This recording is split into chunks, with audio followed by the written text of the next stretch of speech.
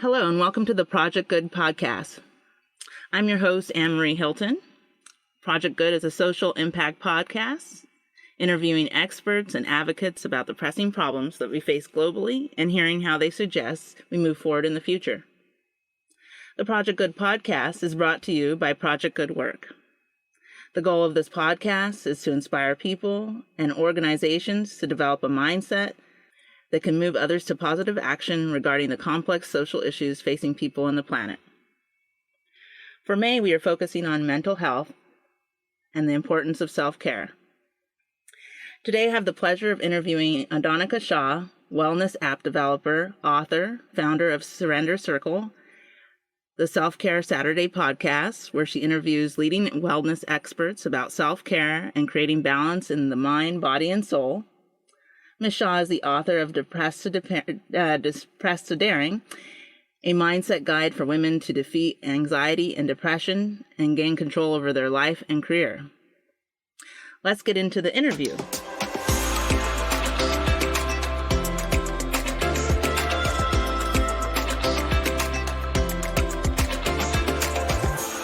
First, let me introduce our guest, Adonica Shaw, author, founder of Surrender Circle and the Self-Care Saturday podcast, where she interviews leading wellness experts about self-care.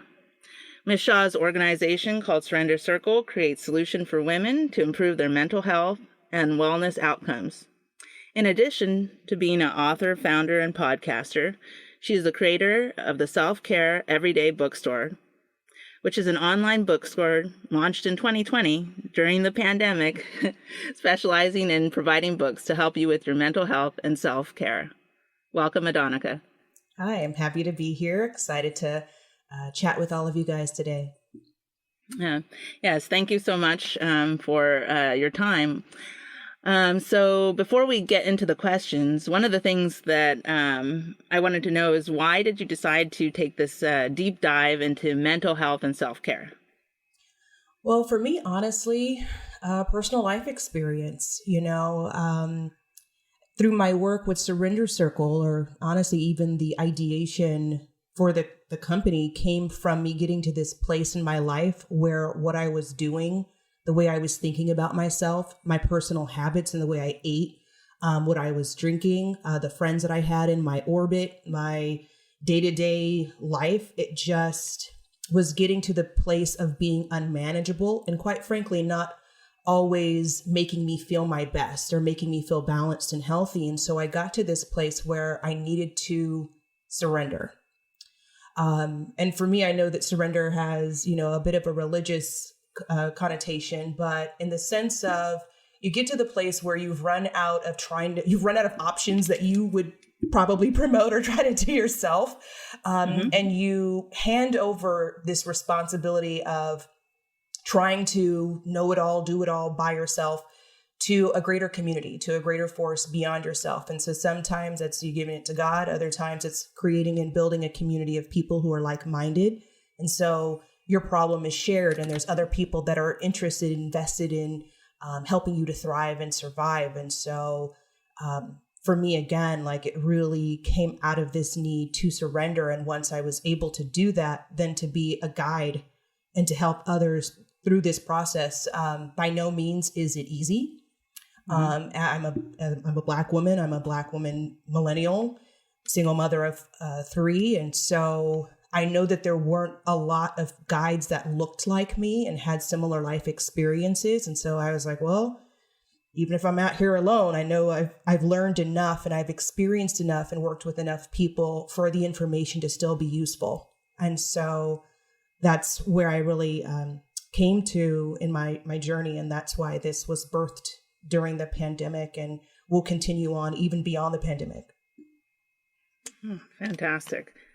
It's hard. Most people, I guess they want to stay hidden about any of their mental health issues. It's I guess people get embarrassed or sometimes scared, because it's scary to admit that you have a problem.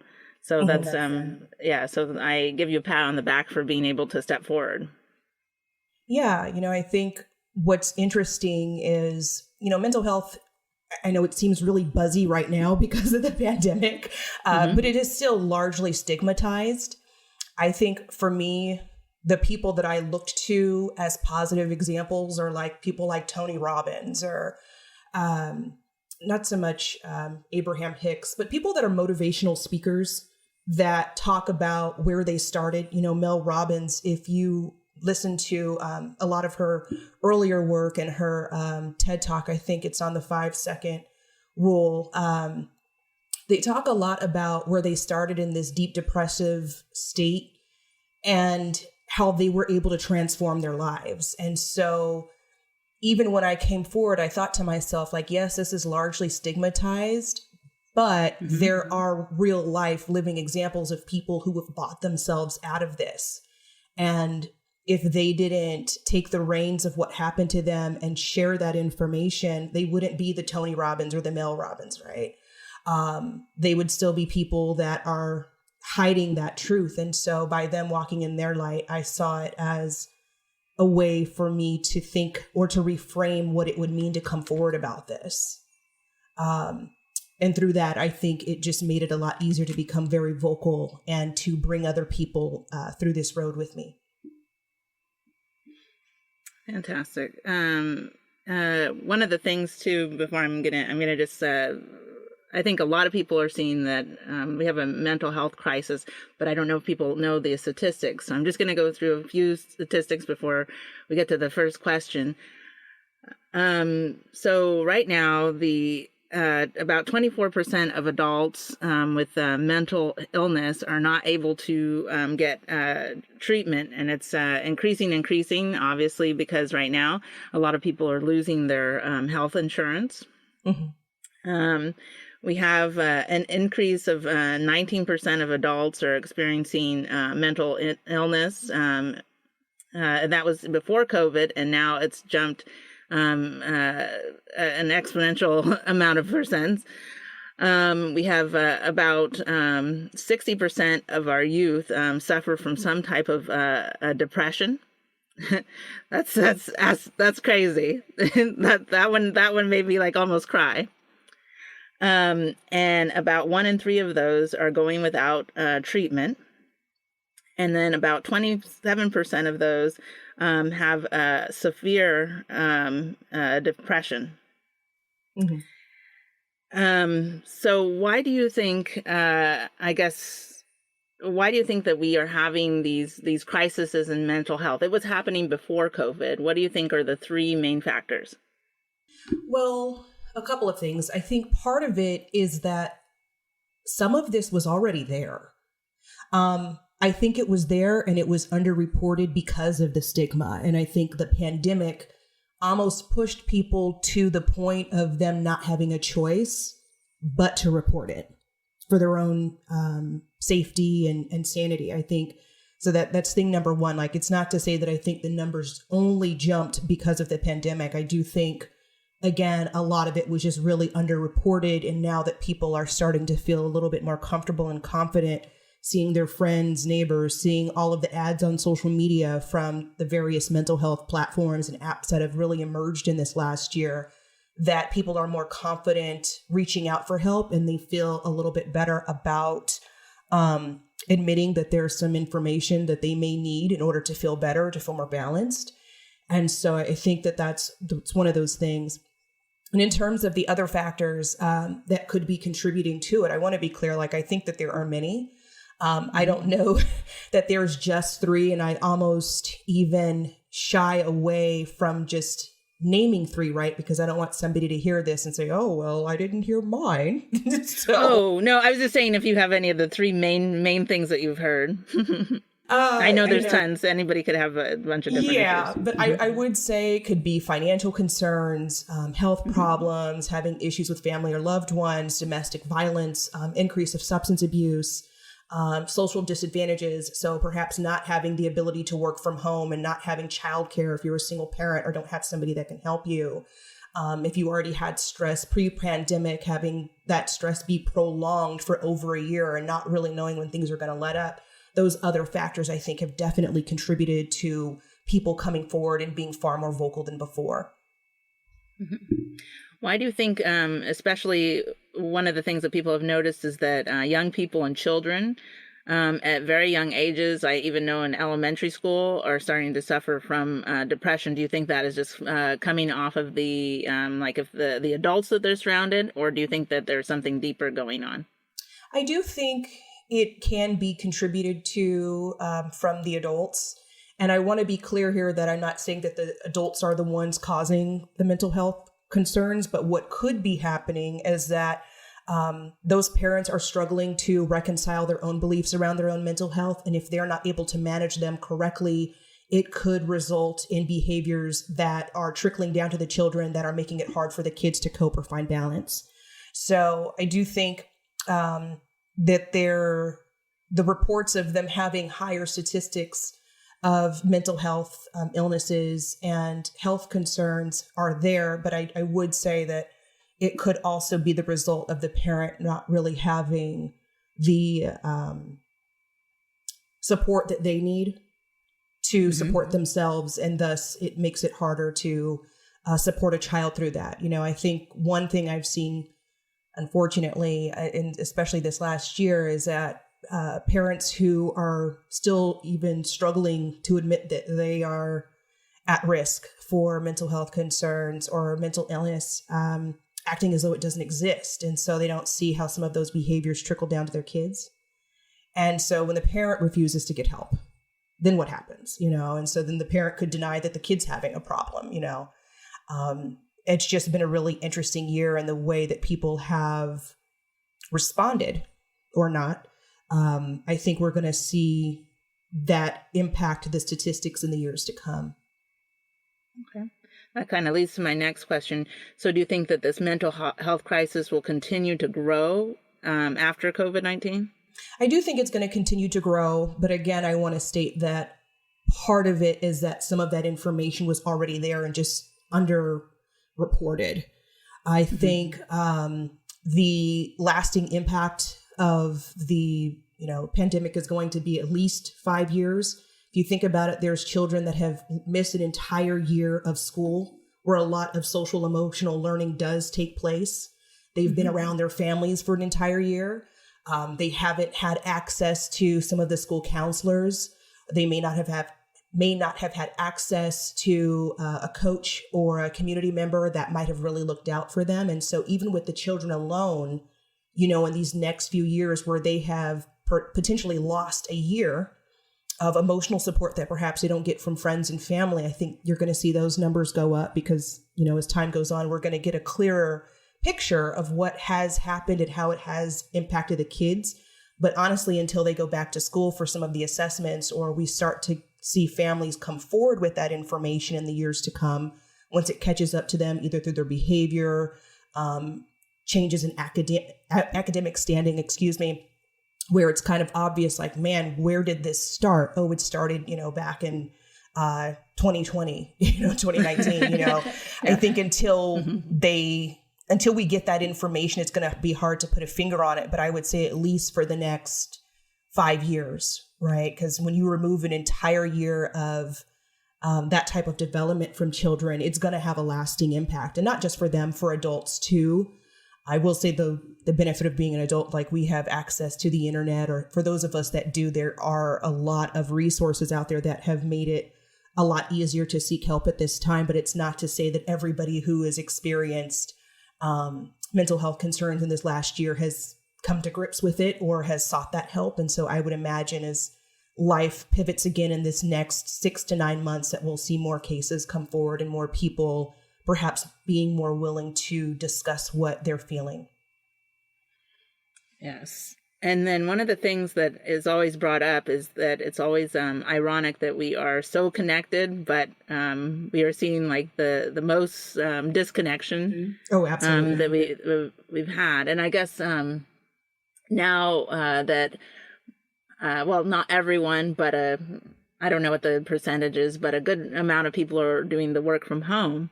And so that means, we're going to have less and less human connection. So do you think that the technology and with the pandemic and everything is just going to, like, we're creating like essentially a time bomb? Yeah, I don't know. I don't think it's a time bomb, but I do think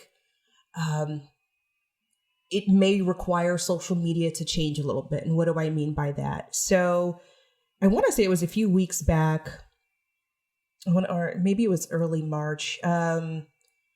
Instagram, something happened over at Instagram, and I think they were testing out some change to the platform where they wouldn't be disclosing the exact number of likes. Like, I think for like a 24-hour time period or something like that, it just said like a lead name, and it was like such and such and others. Like, it didn't assign a number to it. And it's funny because people were outraged, like, how dare they take away the likes? But like, how dare they do that?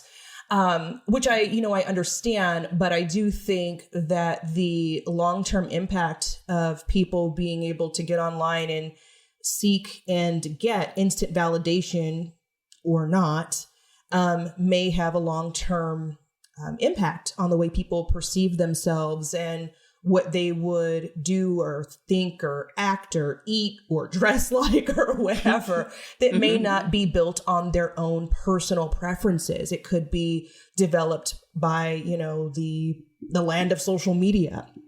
And so while I think that can be beneficial in a sense, I do think that with the pandemic and the way people have been looking to each other to see what people are still doing and seeing that some of their friends came out of the pandemic with a brand new business, a brand new life, transformed body, brand new car, and all of this stuff that's been thrown up on social media. And then to have to reconcile why they do or don't have those things, I think can be detrimental. So my hope is that tech companies will take a look at that and to consider long-term if some of these filters or some of these features make the most sense for the society as a whole right now, because, it's not just the United States that's going through this mental health crisis, it's global. And so at a certain point, I would like to see that some of the companies that have the ability to impact or influence change in that area, particularly as it relates to how people see themselves, that they take a look at that data as it comes out in the following years. Yes, I've heard before, like, I forget what it technically is called, but the likes and everything like that, people, what's that? It's a natural occurring, like endorphin in your mind. I forget what it is, what it's called at this moment. But yeah, that like it like makes you feel like it's like almost like a runner's high. Yeah, absolutely. Yeah. And I think that that's fine, but I think at the same time, it's one thing if you get that runner's high because you actually worked out, trained for a race, finished the finish line, and you physically accomplished something, but it's different if it's artificial. And with social media, I do think it creates that it's an artificial benefit that's not really based on a life experience, other than you put up a picture and people that are on your feed liked it. There's no life experiences that could have been developed, I would say. And it's not to say you didn't do a photo shoot and raise the money for the photo shoot, and that's why you've got good pictures, you've got a great message. Like, all of that stuff is still valid. But your brain doesn't know the difference. And so I would say, at least with a runner's high, it's anchored in an actual experience where you worked towards something, versus social media, you just getting the benefit of it and it not being anchored in something that you might have worked for over time. Yes. One of the things that people always say, like when you're having, when anybody's having like you're depressed or down, I think a common saying is everybody's always says to you, stay positive. And so even if it could be something that, that you probably should be like really grieving over, do you think that staying positive is the answer to staying mentally fit? No. I will say it's one answer, but honestly, it's not the only one. For me, I think it's allowing yourself to experiencing those contrasting experiences, right? Taking the data that you gain from them and then allowing those things to work towards your overall balance, not only isolating the good stuff and saying, I have the good stuff, so that's the only reason to be happy. I actually read this article on Very Well Mind sometime in February, where they kind of outlined the harsh truth around toxic positivity. And I thought that the content of that article was just extremely well written, because it talks about forcing yourself to be happy all the time and how that's actually harmful because instead of being able to share, an authentic emotion or gain support from other people, you end up putting yourself in this position where nobody knows that there's a problem. And so even if you feel a certain way, you're preventing yourself from getting validation from that very real experience. And so there's that. The other thing that it does is that it can cause guilt. And so it kind of sends this message to you that if you don't feel positive, even in the face of tragedy, that somehow you're doing something wrong. You do need to be able to experience those contrasting emotions. And then lastly, I don't know if people who've experienced this, but I will say sometimes when I was going through this phase of like positive vibes all the time, like high vibes only, when people were telling me real, honest stories about themselves and really needing that help and that support, if I'm standing here being like, just be happy, just keep swimming, not only am I preventing myself to have that human connection with them, but I'm not even allowing them to feel validated and emotionally supported in that moment. And so it's funny, sometimes these things we put on ourselves, like I have to be positive, it does end up impacting the people around you who may see you as this positive light, right? And not knowing that you're just positive all the time. And they come to you and they're really genuinely looking for support. And then because you've blocked yourself off to perhaps feeling different emotions or allowing yourself to be changed by other people's stories or motivated by them, that you're not showing up as authentically in that moment as you could. And so I like that people can use positivity to be mentally fit, but I think that there's a way to do it, which also includes being authentic. And so even if you're not positive, that's fine too. And just allowing yourself to go with the flow and go with the ebb and the flow of what you're feeling in that moment and allow it to transform you. Yes. Yeah. I always, I always have mixed feelings about positivity, but I don't want to be, I don't know if you remember or know the cartoon Daria. You don't have to be a Daria. Yeah, I remember Daria. A Daria, but sometimes in life you do have to grieve. The other thing I wanted to talk about, and this is something that you had mentioned in your book, and this is another solution that a lot of people always lean on. You mentioned that that you had used exercise, that at first it was helping you mentally, but then when another issue came up, that you found out it wasn't what you needed. I guess how are all these things that we're told to focus on, how do they hurt us? Well, I do want to be clear that exercise does have a profound positive impact on depression, anxiety, ADHD, and there's obviously a lot of research that indicates that exercising can help you make a difference with your stress. It can help you improve your memory, helps you sleep better, boost your mood, all of that good stuff. And so while that is very true, I found that, yes, that's nice, but it didn't help me build better emotional strategies. So for example, like, yes, it's wonderful that, you go on this big endorphin high after you've worked out, but that didn't help me if I was triggered with something, or if I had a painful memory come up, or if there was a truth about myself that I needed to understand, unpack, and reframe so that I can move beyond certain behaviors or habits. Like the exercise is like, what does that have to do with it? It doesn't.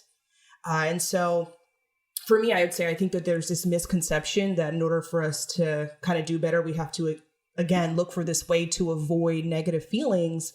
And I know I can't speak for other people, but for me, this at the very beginning led to a lot of avoidant behaviors, which prevented me from accepting valid feedback that could have been incredibly valuable and helped me to perform better in certain professional environments, as well as really to address some of the things that were triggering within me when somebody would give me like critical pieces of advice. You can't exercise that away. You have to change the behavior.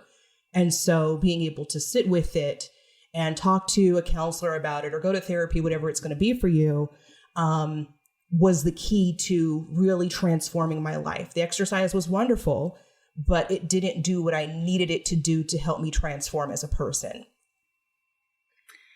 Yes. And so in your book, Depressed to Daring, you talk about developing emotional agility. Can you explain what that is? So I think just, it sounds super heady, right?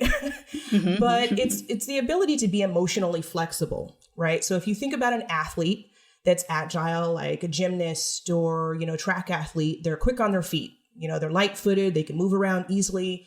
And so in an emotional sense, it's that when you're faced with a situation that feels bad, you can react to it with ease as opposed to being fixed or unmoving. And so if somebody comes to you and they're hyper emotional, right? You can work with that emotion instead of being stone faced or stone cold to it.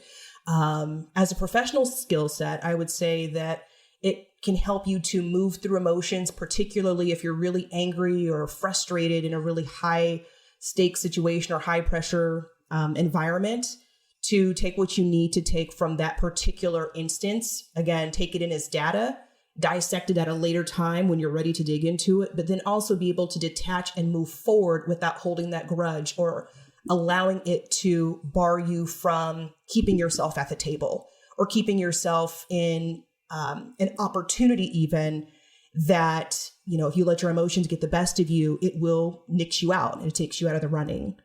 And so for me, I found that as a tool, particularly as a woman, that it was quite beneficial, because I can't speak for all women, but I will say sometimes, we can be really emotional. And when you really get into some of the opportunities that women are trying to, aspire to at this time, whether, it's getting on a certain board that's been traditionally headed up by men, running for office, being in environments that, again, even in finance, even where there haven't traditionally been a lot of women, you have to go into those environments and know how to manage yourself and your emotions in them. And as a tool, again, I just found it to be incredibly beneficial. Instead of only relying on my emotions to do my guide work for me, it was like, no, you need to be able to stand here and burn with the pain of being wrong here for a minute or needing to just take this in, listen to what you're being told, and then act accordingly. I think it was incredibly beneficial to me, and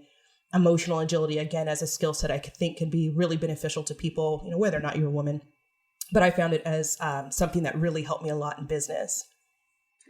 Yeah. And also as a woman and just knowing women, we're always told to lean into our intuition and our feelings.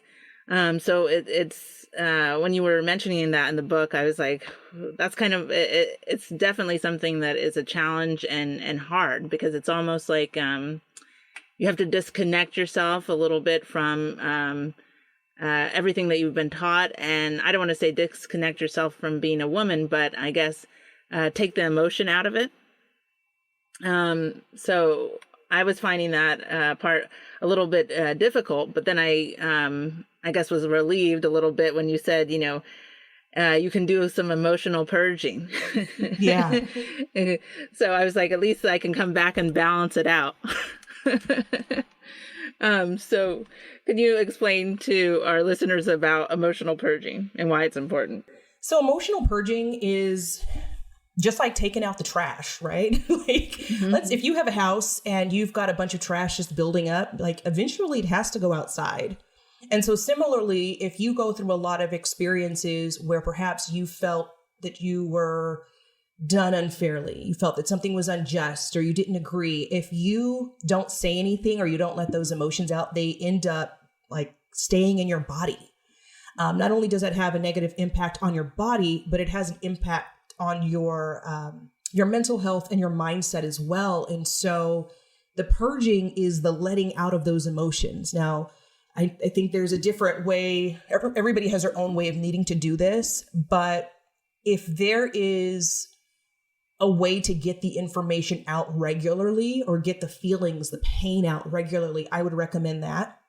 I talk a little bit about it in my book too, but when I was going through my divorce a few years ago, I just had all of this built up, pent up energy in my body some nights, just thinking about, just the ups and downs of the relationship. And I think that's normal for anybody that goes through a divorce. There's these ebbs and flows of needing to just release the pain so you can move forward. and I ended up getting piñatas. And I used them. I'm so serious. I used them to help me get that energy out of my body and to release just that pent up anger and feelings sometimes. Because if I didn't, I would be up fidgeting in the middle of the night. There's only so many times you can clean your whole house at 2 a.m. Like eventually it's just clean. So, the purging of it, going to counseling, talking to friends, and then just doing other things with my entire body and showing up in those moments of just feeling hard on myself or worthless or whatever it was, that I could give myself a way to get that anger and that pain and that anxiety out of me. Now, one of the things you mentioned is therapy. What would you suggest are the top things that somebody should look for in a therapist? I know this is something that you mentioned in your book. Yeah, so I know that there's a lot of just cut and dry information. You need to find out, where they're located. You need to find out what their specialty is, how much they charge. I think obviously those are your must-haves on any therapy list. Or honestly, if you were looking for a professional with any type of service background, like there's some basics, right? But I do think that depending upon what it is that you're trying to unpack, you can be more strategic. And so, for example, one thing that I saw come out a lot last year, particularly with, people of color, was this idea that perhaps you can look for a therapist if you're trying to unpack racial trauma or microaggressions at work. Perhaps you find a Black therapist or a therapist that understands where you're coming from, so that you don't feel the need to have to regurgitate your entire traumatic history to somebody every time you walk into an office. It takes you off the hook of having to do that and relive that as you're telling the person. But then when it comes to getting real and honest feedback and even validation, you're speaking to somebody that understands. And so, again, depending upon what it is that you're using the therapy or the counseling sessions for, I would encourage you to see what type of background that person has, and realistically, if they are positioned to uniquely help you. For example, if you're going to a therapist and you are unpacking some trauma, some physical trauma that might have happened to you as a child, perhaps you go to somebody else who either specializes in that, or may have an environment or background that is more in alignment to what your beliefs or cultural beliefs might be around a certain topic. I just think that there's a way to be strategic. Just because you get on the internet and you Google therapist and then the top 5 Google return results come up, that doesn't mean that's your person. I would encourage you, like if you were going on a first date with somebody, do a little bit of research, Google, see what comes up, check the reviews. Seriously. Yes, you want to make sure they're not a serial killer. Yeah. I mean, I hate to make such a loose comparison, but I've seen people do more research on somebody they met on Tinder. It's like, if you're going to entrust this person to help you work through, some really difficult memories and experiences in your life, you want to make sure that you're getting the best fit. And so irrespective of where they come up in those search results, it would behoove you to check out that information and make sure you're not wasting your time and theirs by finding somebody who's more likely to help you from a place of love and compassion and understanding when you walk through those doors. Yes. You definitely, one of the things I've heard is that, you want to be open-minded, but you don't want to be so open-minded that you let somebody let your brain fall out. When you're looking for this, and your brain, is the one thing that you always have with you. People are so stuck on material things and their careers and things like that, but the most important thing is your mind. And you definitely want to make sure that you are giving it the best care possible. So then I wanted to lead then to your wonderful organization and company that you founded, Surrender Circle. I wanted to hear a little bit about how you decided to start that, and the goals of your organization, and then for people who are looking to join, who can join. Yeah, so I get this question kind of a lot. So again, I think, the mission of our company really is to help women improve their mental health and wellness outcomes. Right now, we're just focused on women because honestly, just based on my life experiences, my access to resources, that's who I feel uniquely positioned to help right now. That doesn't mean that won't expand into men or to different people in the future. That's just where we are. But our new product, which is mywingwomen.com, has actually just launched its beta version. So if you check us out online, you will see what it's all about. And simply put, it is a community of professional women who are all interested in wellness and mental health and improving those things.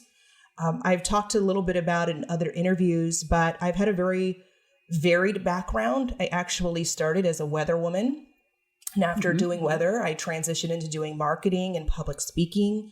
I've obviously written a book. I run for office. I've given several TED Talks. And so in all of these environments, while you would think that they'd be incredibly different, just given the industry types, they weren't, particularly for other women that I ran into and how that stress really impacted each of us. And so for me, I thought, I wanted to create this safe space where professional women who were, either coming into power or in this, I'm going to break the glass ceiling in my industry type mindset, had a place where they can come to and get peer support from one another. It is a peer-to-peer social wellness platform. So it's totally fine and safe to talk about things that are on your mind that could be causing anxiety, things that could be impacting your reputation or your career. So for example, if you're going through financial hardship and it's impacting your career in some negative way, or it's impacting your mental health in a negative way, this would be the platform to talk about it. Our forums allow each of the members to, put content on there or to ask questions anonymously, which I think is fantastic because sometimes you just want help and you don't want people to know. And then, to have that follow you around in your career. And so it was just incredibly important to me to make sure that for women who didn't have a support system around them or who came from families, where mental health is still very highly stigmatized or just honestly don't want to tell people their business, where they could get that support and that help. So I would encourage women to check out that platform. It's free for now, but it's not to say that before the end of the year that we won't start membership tiers for different members for the community. But again, it's there for you as a resource to get feedback, to purge if you need to, and to find that community of people that are really going to get it, even if you don't have others around you that do. That's wonderful. So it's so My Winged Women. So it's like having like a wingman, but a winged woman. Absolutely. I love it. Yeah. So what would you say, as I was looking online, one of the things, this is just me, but I like beautiful things. I guess everybody likes beautiful things, but I like things that are quirky, have patterns. And so I found the design of your site very refreshing, and it drew me in. So then it made me want to hear more about what you define self-care, because like I started feeling like I wanted to go to the spa, but I was like, I believe you probably are taking it to the next level. So on Self-Care Everyday .co, for those who are just listening, is our online bookstore. And it does take self-care to the next level in that this past year, particularly like at the beginning of the pandemic, people are like, self-care can be anything. Go do yoga, go drink tea. Yes, that's wonderful. It can be anything, but should it be? Probably not. So for example, if you were going to try to lose weight or build muscle, you can go to the gym and just start getting on machines, but it might be more beneficial if you had a guide or a coach, right? So the bookstore, at the very top there in the navigation panel should be the access to our self-care quiz. And so it's a behavioral assessment that will tell you what area of self-care you should be focused on. And from there, you can use that result to search the site. The site is set up so if you're looking to improve your physical self-care routine or to get ideas, you can go directly to the physical self-care portion of the website, and the books are already there for you. So you're not trying to figure out, would going to the spa fix this, or is tea the right thing for me? It's a matter of really being strategic about it. And so when I vetted the titles for the book, I mean, there's constantly new titles added to the site. It really was with the mindset of helping women to get more specialized information, because tea and yoga doesn't work for everybody. And again, I wanted to find a solution that people could see themselves reflected in, because if all they heard about on social media was doing yoga and drinking tea, like if that wasn't their thing, I didn't want it to feel like it was something that wasn't for them. I very much wanted it to be very inclusive. So that's the way that the site was developed. That was the thought process behind it. It was very intentional. And yes, it is designed to be very pretty and attractive and appealing, because I wanted women to feel like it was just like any other site. So whether you're there for mental health purposes or there just to kind of get yourself back in order and to start feeling more balanced, I wanted you to feel like you could come there and shop with ease and with dignity, and that you were no different for it. Yes, and I will speak because I took the quiz, and I've taken all those like personality analysis things before, so I was like, okay, let me. I was testing your quiz, and because I was like, let's see, how accurate this quiz is, because I already know things that I have issues with. I've been with myself for let's see, over 3 decades now, so I really know myself. So the quiz, I took the quiz, and it was very, very, it was spot on. I was like, yeah, that is an issue that I've struggled with over and over. So, for everybody out there, I really, really highly suggest you take the quiz, before just jumping in and picking out the books. If you really, want to, help yourself. I definitely found it, very helpful, and it was spot on. Yeah, well, I'm glad you got it. I think it's funny because I think when we first started circulating it a little earlier last year, people were trying to trick the quiz. I'm like, I built that so you can't get around the real answer. So it's really cool when people come back and they're like, yeah, actually, this is true. And so one thing about the quiz I will say is, at certain times in your life, you need to work on you need to prioritize different areas of your health over others. And so even if you take it, in this month, feel free to go back, 6 months from now, take it again and see if your stressors have changed, and thus your social and self-care routines need to change as well. You know what I mean? So it could just be something to keep in mind if you ever feel like you need some guidance around what you should be doing or what's more than most likely going to help you to thrive.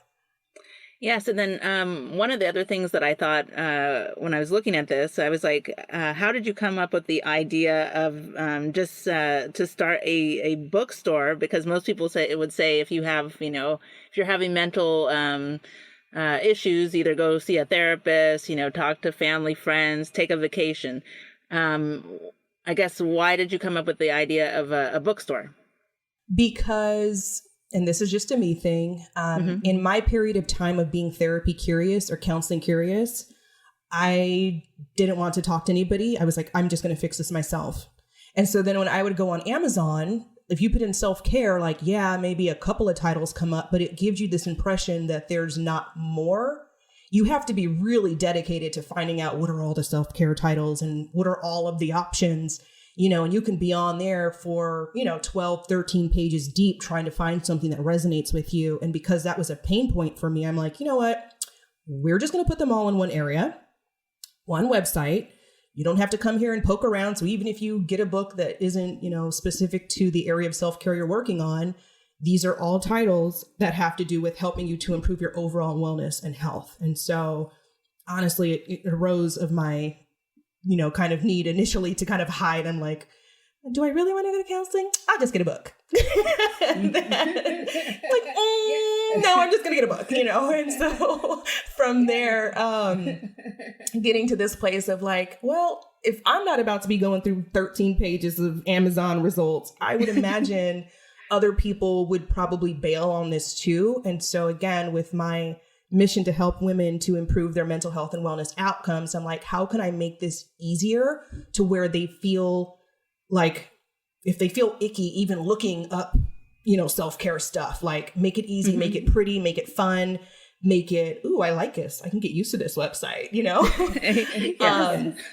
That's where it came from, because I'm like, I know if I'm, pretty motivated individual and I'm willing to sit around for 12, 13 pages, that doesn't mean everybody else is. And if I really want to help people help themselves, then I'm like, what is it going to take of me to figure out a better way to do this? And so, it kind of came out of my desire to hide that I needed help, and because it was difficult to find all of this stuff in one place. Yes, no, I love it. It's genius. And I was like, it's, it makes something that is so complex, right? Because there's so many things that are causing people depression, anxiety, and then obviously there's a, negative stigma to mental health. It simplified it, and it made it fun. It made mental health fun. I'm about to make mental health sexy. Y'all just ain't got no idea yet. You know what I mean? Like, yes, no, it was, I was like, I was like, why didn't anybody think about this? Because the truth is, like, you see, I'm just taking this from, obviously I haven't been in everybody's therapy sessions, but the typical stereotypical thing on, like movies and TV when people are the therapist, right?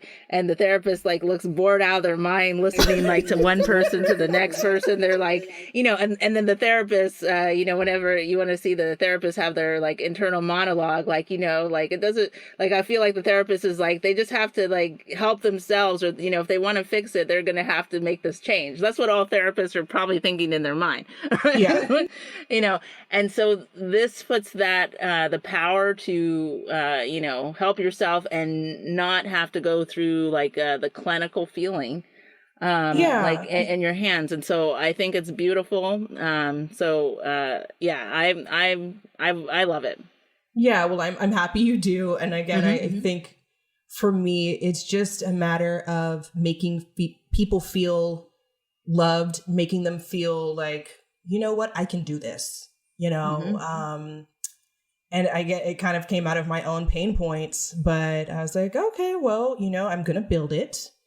And if I build it, they will come. And it's just been a really refreshing life experience. And I'm just excited that more people are able to use it for their own mental health and self-care journey, because that really was the goal. Like, I don't know who else in your family is going to help you, but I will. So that's where it came from. Yeah, no, that's perfect. What would you say is the best piece of advice you could give to people that are suffering because of the pandemic? Well, I have 3 pieces of advice, honestly. The first is to really take advantage of the time that you have right now, especially if you are working from home. Pre-pandemic, I would say it was probably a little harder to get away for an afternoon and go go and see a therapist or go to a counseling session or whatever it was.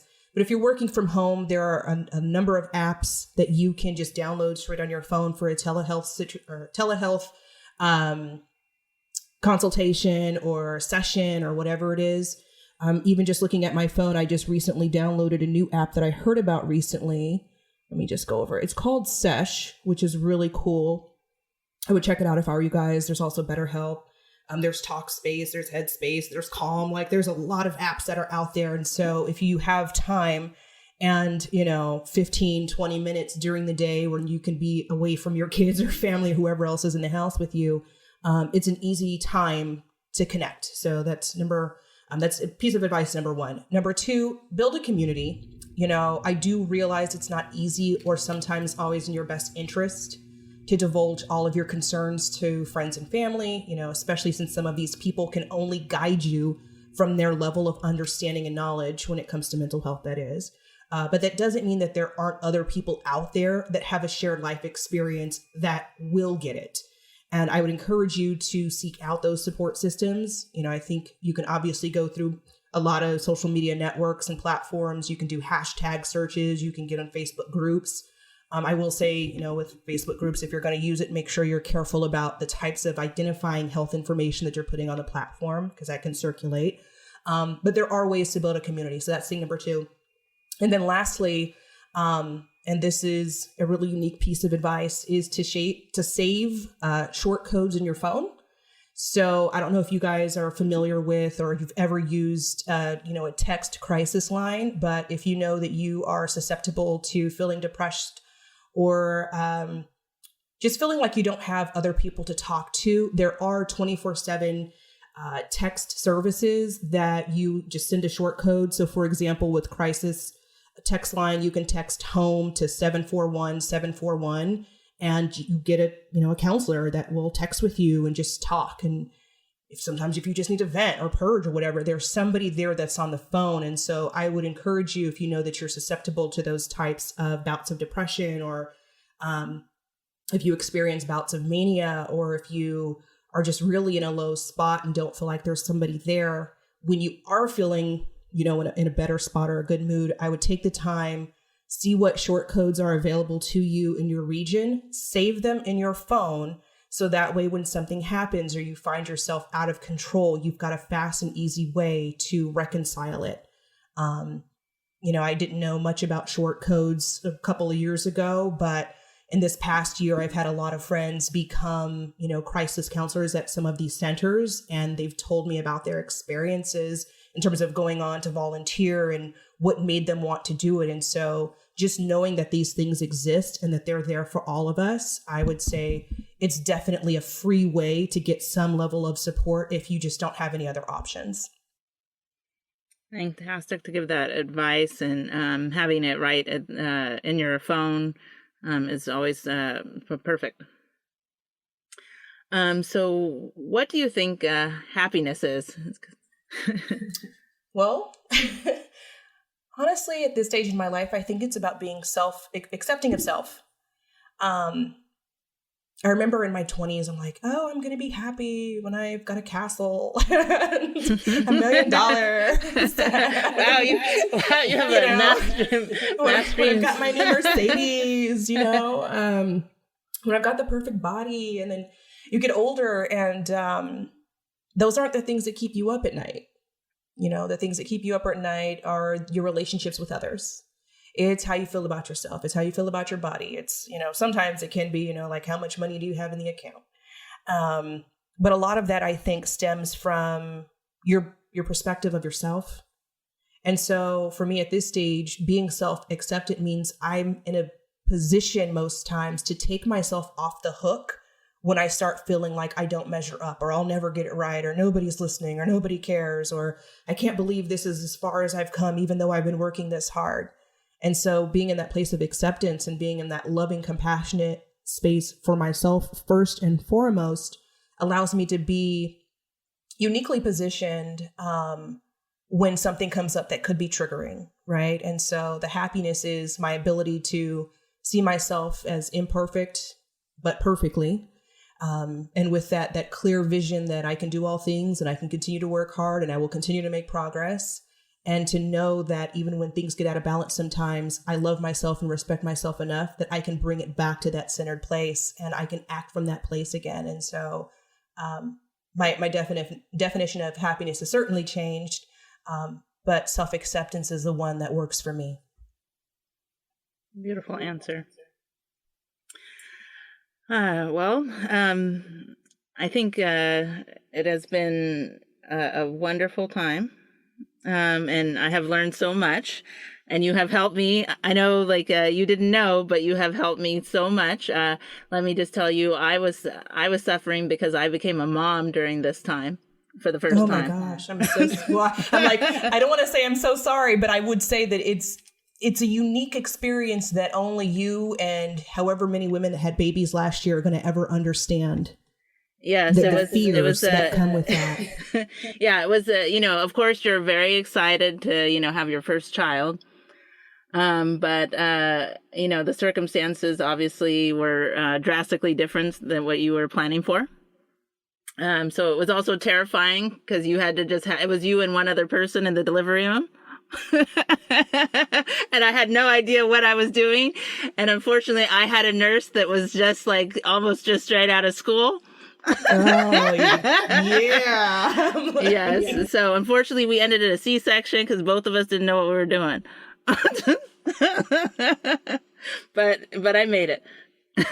Well, I'm glad that I was able to help you. And I think the main thing with anybody that's going to hear this is, take care of yourself. You're the only person that is going to advocate for yourself more than anybody else in this world. And so you have to show up for yourself in those times. And if it's putting those safeguards in place, if it's having self-care, if it's knowing that you're going to have a life experience and trying to figure out what it meant or what you felt in the moment and allowing that not to always be so positive and happy, you have to do that, Yes. Well, thank you so much for your time. Mm-hmm. And thank you for your insight. And so I know you have a number of different sites. So I'm going to turn that over to you. I know that everybody that's a listener, they can go to surrendercircle.com and they can become a member of Surrender Circle. If they would like to get self-care resources, they can go to selfcareeveryday.co and look up some great books. And then now they can find a wing woman and mywingwoman.com. Are there other resources that we should know about? Those are the three for now. My Wing Women is just in its MVP stage. And so like most other tech companies, you're going to see it evolve over time. What I think is really unique about the platform, in addition to, like I stated, having the ability to post anonymously and have, still have the support of other professional women, is that we are going to be implementing our own text integration into the platform. So even if you don't remember those short codes and you are having a moment when you're on my platform, I want you to be able to get help and get it really easily and do it in a way that's compassionate with you and for you. And so that's something I'm definitely looking forward to. And I would encourage anybody who's even remotely curious about what we're up to check it out. It's mywingwomen with an E, so plural.com. And stay with us as we grow, and if you've got feedback that could be really beneficial to people who might need this type of platform or service, feel free to email it through our website. I'm just excited to help others be well. If you have a passion for an unserved community, a social justice problem, or simply want to change minds, contact Project Good Work at projectgood.work to start your project of change today. To our listeners, thanks for tuning in to Project Good, where we are focused on what matters.